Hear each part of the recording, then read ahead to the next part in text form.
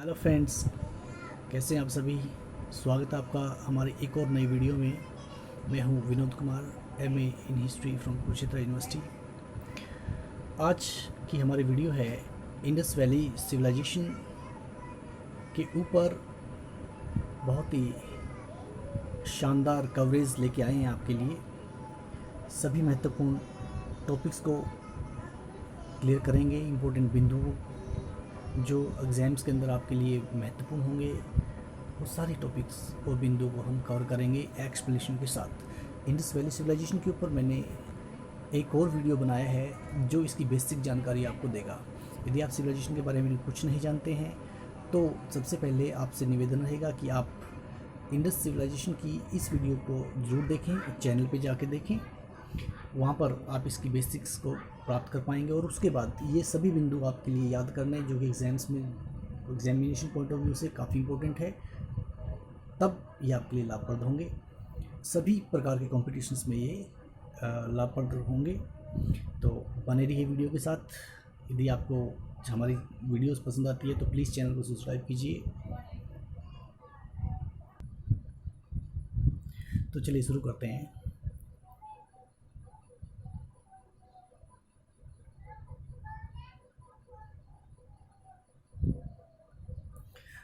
हड़प्पा सिंधु सभ्यता को हड़प्पा सिंधु सभ्यता, वैदिक कल्चर इत्यादि नामों से जाना जाता है।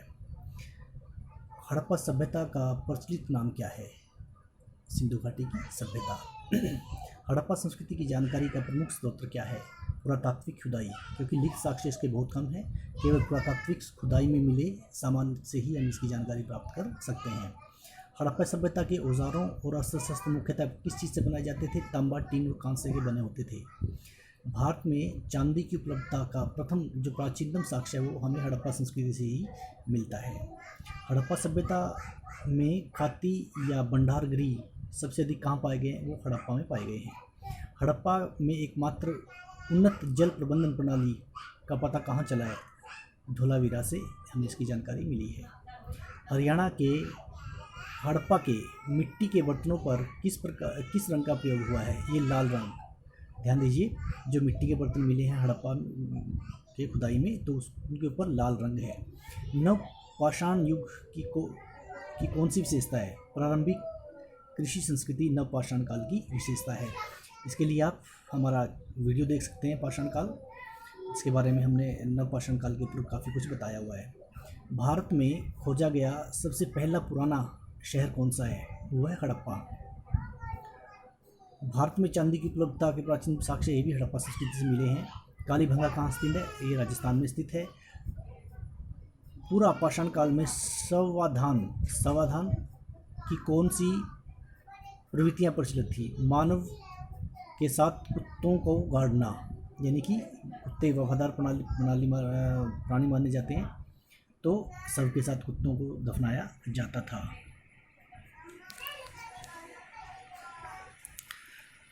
नवपाषाण काल की धार्मिक व्यवस्था के अवशेष हमें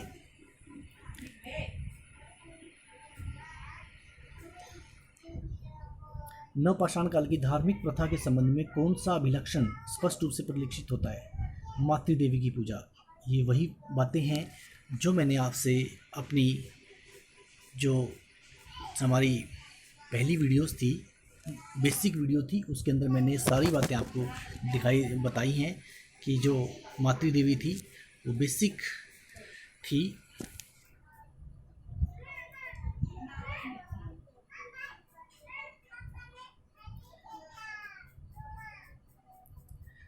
मोहनजोदाड़ो की सर्वाधिक चौड़ी सड़क जिसे राजपथ कहा जाता था उसकी चौड़ाई कितनी थी?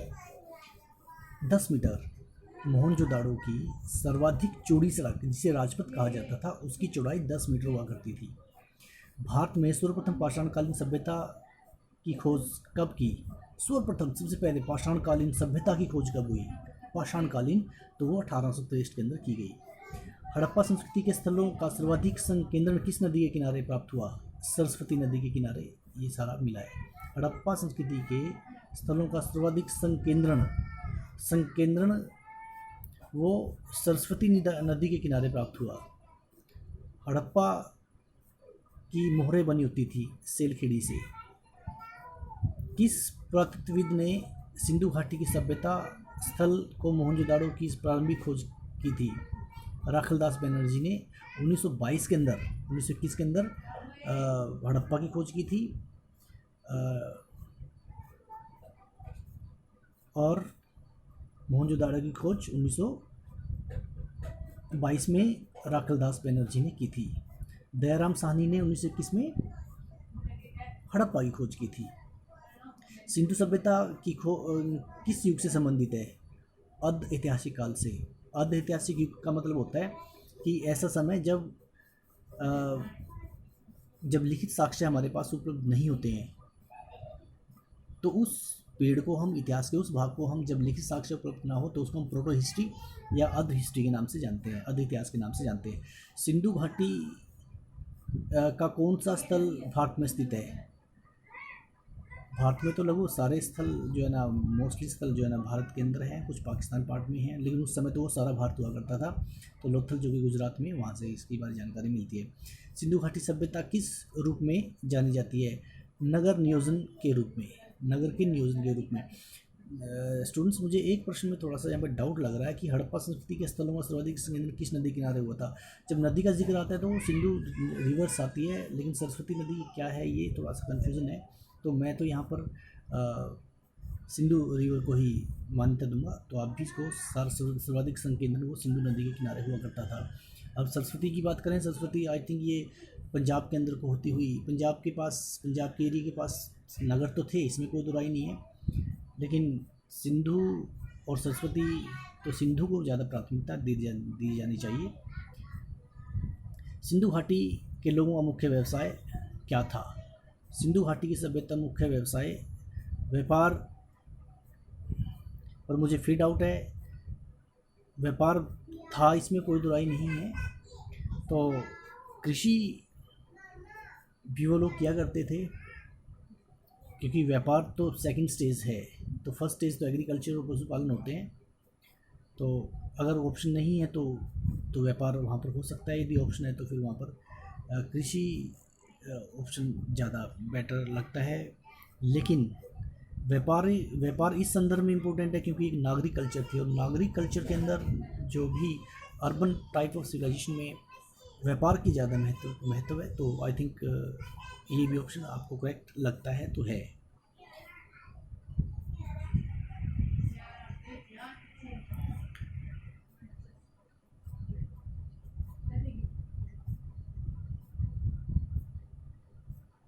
सिंधु घाटी सभ्यता के व्यक्तियों का आहार क्या था? गेहूँ। सिंधु घाटी की सभ्यता के लोगों का धर्म मुख्य रूप से किस पर आधारित था? मातृ देवी की पूजा पर। ध्यान दीजिए, मातृ देवी सबसे महत्वपूर्ण है, वीडियो मैंने आपको बताया है। सिंध का नखलिस्तान या बाग हड़प्पा सभ्यता के किस पुरास्थल को कहा जाता है? यानी कि नखलिस्तान हड़प्पा के किस पुरास्थल को कहा जाता है? मोहनजोदाड़ो को कहा जाता है। हड़प्पावासी किस वस्तु के उत्पादन में सर्वप्रथम थे? कपास के। काफ़ी इंपॉर्टेंट प्रश्न है भाई, ये पेपर में पूछा जाता है कि कौन सा उत्पादन दुनिया में सबसे ज़्यादा यहाँ पर होता है? कपास का करते थे वो लोग। हड़प्पा सभ्यता में भगवान शिव की पूजा किस रूप में की गई? पशुपति शिव के रूप में भगवान की पूजा की जाती थी, शिव के पशुपति रूप में पूजा की जाती थी। हड़प्पा सभ्यता से संबंधित स्थल मालवण स्थित है गुजरात में। मालवण गुजरात में स्थित है। हड़प्पा लिपि में कौन सा लिपि सर्वाधिक साम्य रखती है? यानी कि हड़प्पा संस्कृति से मिलती जुलती कौन सी लिपि है? यहाँ पर द्रविड़ लिपि, दक्षिण भारत में। सिंधु घाटी के घर किस से बनाए जाते थे? ईंट से बनाए जाते थे, कच्ची पक्की ईंटों से वो घर बनाए जाते थे। सिंधु घाटी की लिपि कौन सी थी? पढ़ी नहीं जा सकी, लेकिन वो चित्रात्मक लिपि थी। सिंधु घाटी के लोगों का संबंध किससे था? सुमेरिया के लोगों से था। संबंध किससे था? सुमेरिया है, यानी कि मेसोपोटामिया कल्चर से उसका रिलेशनशिप था। सिंधु घाटी के लोग सामान्यतः किस पशु से परिचित नहीं थे? गाय से परिचित नहीं थे, लेकिन आर्य सभ्यता में गायें काफ़ी महत्वपूर्ण है। मैंने आर्य सभ्यता के ऊपर भी, आर्य वैदिक कल्चर और उत्तर वैदिक काल दोनों ही के ऊपर वीडियो बनाई है, तो आप वहाँ पर चैनल पर जाकर इसको देख सकते हैं। सिंधु सभ्यता में घोड़ों की जानकारी के अवशेष कहाँ मिलते हैं? वो सुरकोटड़ा में मिलते हैं।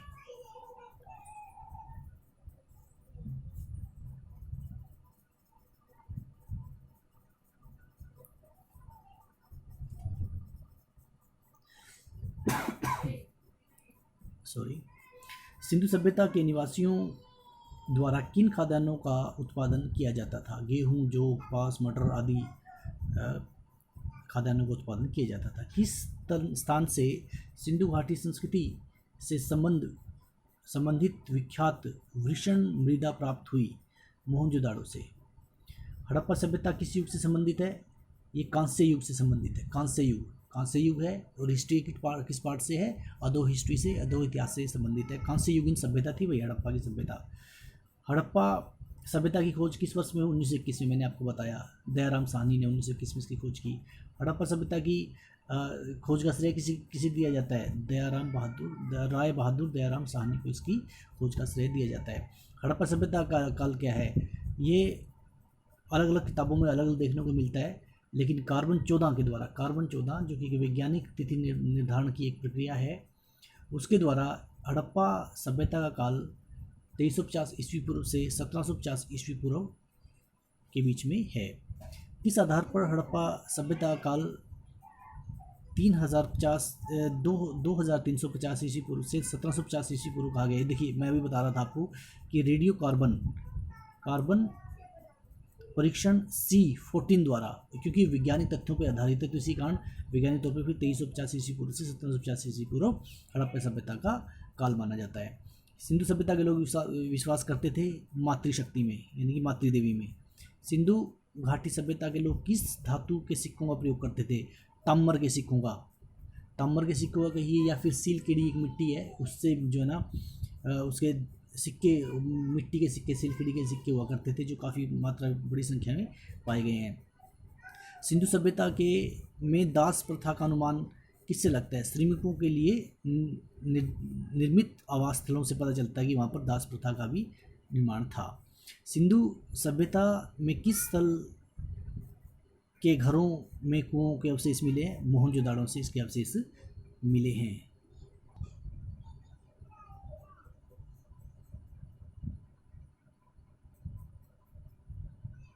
चलिए जल्दी जल्दी देख लेते हैं। सिंधु सभ्यता के प्रमुख स्थल कौन से? हड़प्पा 1921 में दयाराम साहनी ने इसकी खोज की। मोहनजोदाड़ो 1922 में राखलदास बनर्जी ने की। सुतकोंडोर की 1927 में RL स्टाइल ने की। रंगपुर 1931 से 34 के बीच माधव स्वरूप वत्स ने इसकी खोज की। चंदुडो 1943 में मैके ने किया। रोपड़ 1955 से 56 के बीच में जगदत्त शर्मा ने किया। कोटजी की खोज 1955 में की। आलमगीरपुर है। लोथल इम्पोर्टेंट है। लोथल 1955 से 62 के बीच में SR राव ने किया। कालीभंगा BL के थापर ने इसकी खोज की। और ये सारी नदियाँ हैं, पेपर में आ जाता है कई बार कि रावी नदी बताओ कहाँ पर स्थित है, तो आप कह सकते हैं पाकिस्तान प्रांत के मिंट घुमरी ज़िले में ये रावी नदी स्थित है। और सिंधु नदी पाकिस्तान के सिंध प्रांत के लड़कारा ज़िले में स्थित है। ध्यान दीजिए भाई, इसकी लोकेशन कई बार पूछ लेते हैं। दाशक नदी कहाँ पर है? बलूचिस्तान में। भादर है गुजरात में। सिंध है पाकिस्तान सिंध के अंदर है। सतलुज है पंजाब के अंदर है। सिंधु है खैरपुर नगर में है। हिंडन है, गागर है। ये सारी आप स्क्रीनशॉट लेके आप इसको पढ़ सकते हैं।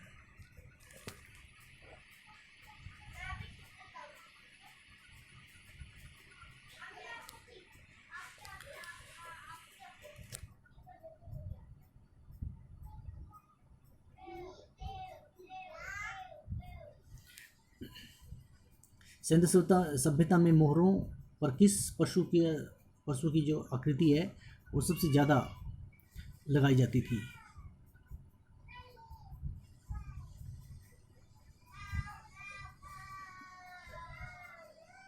तो वो थी कुबड़ वाले बैल की। कुबड़ वाला बैल काफ़ी प्रसिद्ध है इस सभ्यता के अंदर। सिंधु सभ्यता के महान स्नानागार कहाँ प्राप्त हुए हैं? मोहनजोदाड़ो से प्राप्त हुए हैं। सिंधु सभ्यताकालीन अर्थव्यवस्था का आधार क्या था? तो वो कृषि थी, जैसे कि मैंने आपको बताया कृषि इसकी प्रमुख आधारशिला थी। 1953 में BB लाल और B.K. थापर के निर्देशन में किस सिंधु स्थल का उत्खनन किया गया? वो था कालीभंगा। 1953 में कालीभंगा, जो कि राजस्थान के अंदर है। पंजाब में कौन कौन से सिंधु स्थल थे? पंजाब प्रांत बड़ा हुआ करता था। हड़प्पा, रहमान डेरी, सराय खोला और जलीलपुर ये लोकेशन हुआ करती थी। सिंधु घाटी के निवासियों के धार्मिक जीवन में कौन सा तत्व विद्यमान नहीं था? विशिष्ट मूर्ति पूजा का कोई जिक्र हमें नजर नहीं आता। सिंधु सभ्यता के निवासियों द्वारा किस धातु का प्रयोग सर्वाधिक किया गया? कांस्य है, कांस्य का प्रयोग है, और कांस्य युगीन सभ्यता भी थी ये। सिंधु निवासियों के लिए किस धातु का आयात सबसे महत्वपूर्ण था? धातु और बहुमूल्य पत्थर का आयात वो किया करते थे। सिंधु सभ्यता के लोग किस धातु से परिचित नहीं थे? लोहे से परिचित नहीं थे भाई। सिंधु सभ्यता को कहाँ के लोगों ने बसाया था? भूमध्य सागरीय लोग, यानी कि मध्य एशिया से आए हुए लोग। सॉरी, क्या कहा इसने? सिंधु सभ्यता को कहाँ के लोगों ने बसाया था? भूमध्य सागरीय लोग। या अब यूँ कहिए इसको कि सिंधु सभ्यता के लोगों का संबंध किस मूल के लोगों से था? तो वो था भूमध्य सागरीय लोग, मेडिटेरियन प्रजाति के लोग थे वो। सिंधु सभ्यता के लोग कौन से सामान का उपयोग आभूषण बनाने में करते थे? वो था सोने के आभूषण, चांदी के, ताम्र के, हाथी दांत के और हड्डियों के आभूषण का प्रयोग वो किया करते थे। सिंधु सभ्यता के से संबंध किन स्थलों से चावल की खेती के साक्ष्य मिले हैं? लोथल और रंगपुर से मिले हैं भाई। चावल के साक्ष्य लोथल और रंगपुर से हमें मिले हैं। किस फसल के उत्पादन के संबंध में सिंधु स्थलों से कोई प्रमाण नहीं मिला है? तो वो दाल के हमें कोई प्रमाण जो है ना, कोई भी उसके हमें प्रमाण नहीं मिले हैं।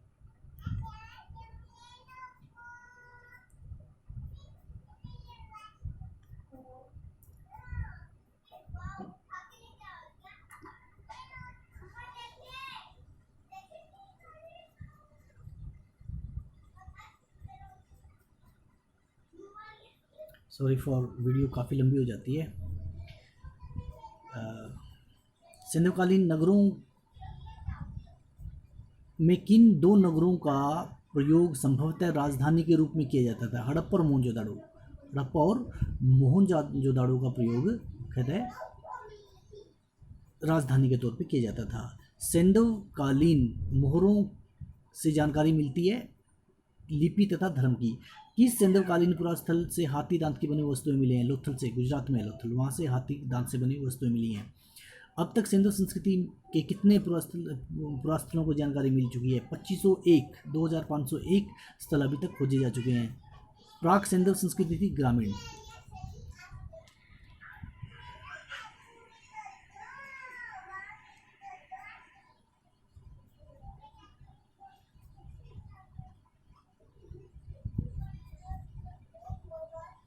भारत में जानवर पालने की शुरुआत कब हुई? मध्यपाषाण काल से पशुपालन की हमें जानकारी मिलती है। इसके लिए भी आप पाषाण काल के ऊपर हमने वीडियो बनाई हुई है, तो वहाँ पर इसकी पूर्ण जानकारी आप ले सकते हैं। भारत में नवपाषाण काल का युग कब से कब तक माना जाता है? 7000 ईस्वी पूर्व के लगभग। सर्वप्रथम पूर्व पाषाणकालीन उपकरण भारत में किस स्थान से खोजा गया? दक्षिणी भारत के कोर्तियलार से नदी घाटी से इसका जानकारी मिली। सर्वप्रथम पाषाणकालीन उपकरण को खोजने का श्रेय किसे मिला? डी टेरा को। किस नवपाषाणकालीन स्थल से मालिक के साथ कब्रों में कुत्तों को भी दफनाए जाने का साक्ष्य मिला है? बुर्ज होम के अंदर मालिकों के साथ कुत्तों को दफनाने की भी जानकारी हमें मिलती है। किस नवपाषाणकालीन पुरास्थल से नवपाषाण काल के साथ साथ ताम्र और लौह संस्कृति के भी अंश मिले हैं? तो है कोरडी हवा से इसकी जानकारी मिली है। पक्की मिट्टी के बने हलों का प्रतिरूप कहाँ से मिला है? बनावली से, हरियाणा में है बनावली, तो वहाँ से मिट्टी के हल मिले हैं। वैसे स्थल जहाँ से उत्खनन तांबे की मुद्रा कहाँ से प्राप्त हुई है? हड़प्पा से मिली है भाई। इस हड़प्पाकालीन स्थल को पुजारी का प्रस्तर मूर्ति प्राप्त हुई। हड़प्पा से पुजारी की बड़ी सी मूर्ति है, बड़े से मुंह वाली मूर्ति है, आपने अपनी 6th-7th क्लास में वो देखा होगा, तो पुजारी की मूर्ति वहाँ से मिली है। हड़प्पा के काल का तांबे का रथ कहाँ से प्राप्त हुआ है? दैमाबाद से। किस सिंधुकालीन स्थल से एक ईंट पर बिल्ली का पीछा करते हुए कुत्ते के पंजों के निशान मिले हैं? तो ये चहुंदरों से मिले हैं। किस सिंधु सभ्यता का पतन नगर बंदरगाह लोथल था? बिल्कुल। और भोगवा नदी के किनारे, भोगवा नदी से कनेक्टेड थी बंदरगाह। सिंधु सभ्यता की मोहरों पर बने स्वास्तिक के चिन्ह से किस देवता की उपासना का अनुमान लगाया जाता है? सूर्य देव की उपासना का अनुमान लगाया जाता है।